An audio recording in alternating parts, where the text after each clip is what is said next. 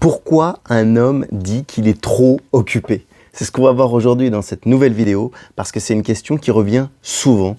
Il n'a pas le temps, il ne peut pas prendre le temps, donc je voulais vraiment vous faire une vidéo aujourd'hui les filles. Tout d'abord, si tu n'es pas abonné donc, à la chaîne YouTube Éclairage Amoureux, n'hésite pas à t'y abonner, tu retrouveras plein d'autres vidéos. Et puis peut-être partager cette vidéo si tu as quelqu'un dans ton entourage qui se pose la question parce qu'un homme n'a pas beaucoup de temps à lui consacrer. Qu'est-ce qu'il faut qu'elle fasse? Comment il faut qu'elle voie les choses? C'est ce que je vais te répondre aujourd'hui dans cette vidéo. Parce que cette question, elle revient trop souvent d'après moi.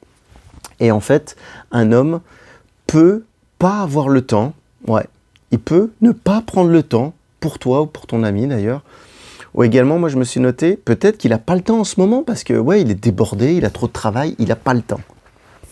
Bon alors, on a tous 24 heures dans une journée et on fait des choix. Et justement, on va voir comment être un choix pour lui.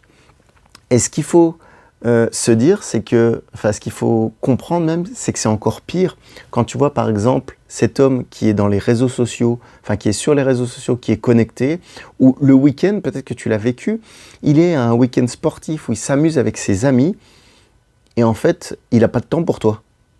Il n'a pas de temps pour toi. Et ça c'est pas une relation, ça c'est grave. Et c'est un peu problématique, un peu beaucoup. Parce que ce qui revient, c'est qu'il n'a pas le temps, ouais certes, mais il a choisi aussi de faire autre chose. Et c'est ça tout le problème. Parce qu'il a choisi de faire autre chose ou d'être avec d'autres personnes, mais pas toi. Et là, il est là le problème en fait. Donc pourquoi il est trop occupé? Et automatiquement, tu vas te poser plein de questions. Et j'ai envie de te dire même quelles questions tu te poses. N'hésite pas à me les mettre en commentaire et puis on en rediscutera éventuellement. Et il y a une seule question à se poser par rapport à ça. Il y a une seule question à se poser. C'est toi, dans son temps là, dans ses priorités. Tu es où dans ses priorités concrètement? Tu es où sur son échelle de valeur, sur son échelle de priorité? Voilà, elle est là la question à te poser. Si tu as la réponse, tu pourras en discuter, vraiment amener les choses au concret. Mais ce qu'il faut voir, c'est s'il y a des excuses et s'il y a des priorités. Et il faut faire vraiment le choix entre les deux, la différence et comprendre pourquoi toi tu n'es pas une priorité et qu'il te sort des excuses alors. Il y a vraiment ça qui est important. Et j'ai envie de te dire, il faut aussi arrêter de croire d'une part les excuses qui te servent, qui te donnent, ça c'est clair.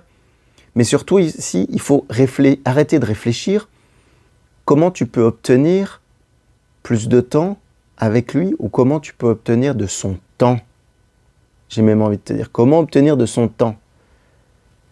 Ça va être compliqué parce que tu ne vas pas pouvoir plus en obtenir. Puisqu'à l'heure actuelle, il t'a dit en fait qu'il était occupé. Donc comment tu peux faire? En fait, il faut que tu attires son attention. Tu dois l'attirer en fait dans cette idée-là et pas lui courir après. C'est la fameuse phrase que tout le monde connaît, suis-moi, je te fuis, fuis-moi, je te suis. C'est logique. Et ben, on est pile poil exactement là-dedans. Et en fait, il faut bien comprendre une chose, c'est que tu n'es pas à sa disposition, parce qu'à partir du moment où tu te mets à sa disposition, quand il te téléphone ou quand il te dit un rendez-vous, quand tu es prête maintenant, et ben en fait, tu l'attends. Et il sait que tu vas l'attendre. Donc le but, justement, c'est de ne pas être à sa disposition. Il ne faut pas que tu l'attendes. Ça, on va en reparler un petit peu plus loin. Et ce qu'il faut voir, c'est que l'attirance, ça marche toujours parce que tu ne peux pas avoir. C'est suis-moi, je te fuis, fuis-moi, je te suis, c'est encore ça. Mais en général, même quand tu as envie de manger quelque chose, tu as envie de le manger parce que tu ne peux pas l'avoir. Et une fois que tu l'as mangé, ça va mieux. Mais c'est le principe de l'attirance humaine, j'ai envie de te dire. Donc, à partir du moment où l'attirance, c'est ce que tu ne peux pas avoir, pour que toi tu sois attirante, il va falloir que tu sois indisponible. On est bien d'accord. Ça, on peut en reparler. Il y a des manières de l'être indisponible, justement. Ça, on le voit entre autres dans les accompagnements. Et à partir du moment où tu seras indisponible, tu seras à nouveau attirante. Ça me paraît logique. Et la grosse étiquette que tu peux mettre à partir de ton indisponibilité, c'est qu'il va être obligé de te prévenir. Parce qu'en fait, vu qu'il ne te prévient pas que tu es tout le temps disponible, tu es à sa disposition, j'ai envie de dire. Et c'est là le problème. Tu es à sa disposition et tu n'es pas attirante. On est d'accord qu'on a fait la boucle est bouclée. Mais justement, il va falloir qu'il ait besoin de te prévenir pour que tu sois attirante. Tu vois, si on relie.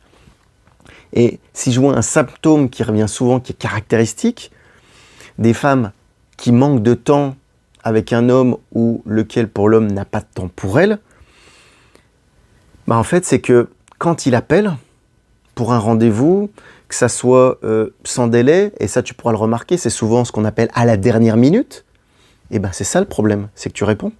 Tu es toujours là quand il a besoin de toi, pas de toi, mais de te voir. Donc pourquoi en fait il s'embêterait puisque tu es toujours là selon ses disponibilités. Et en fait, ce que je te disais tout à l'heure, le besoin de te prévenir, à partir du moment où il va anticiper, où il va savoir que toi, il a besoin de te prévenir que tu n'es pas disponible et non que tu es attirante, eh ben, tu auras beaucoup plus de valeur. Et c'est ça qu'on travaille aussi dans les accompagnements. Il faut que tu aies de la valeur pour être attirante en fait. Il faut que tu sois indisponible. Tout ça, toutes ces manières, on le travaille. Et le conseil que j'aimerais te donner, déjà, c'est n'accepte pas les rendez-vous à la dernière minute. Ça va déjà te limiter. Ça va déjà monter un petit peu plus ta valeur puisque tu seras indisponible.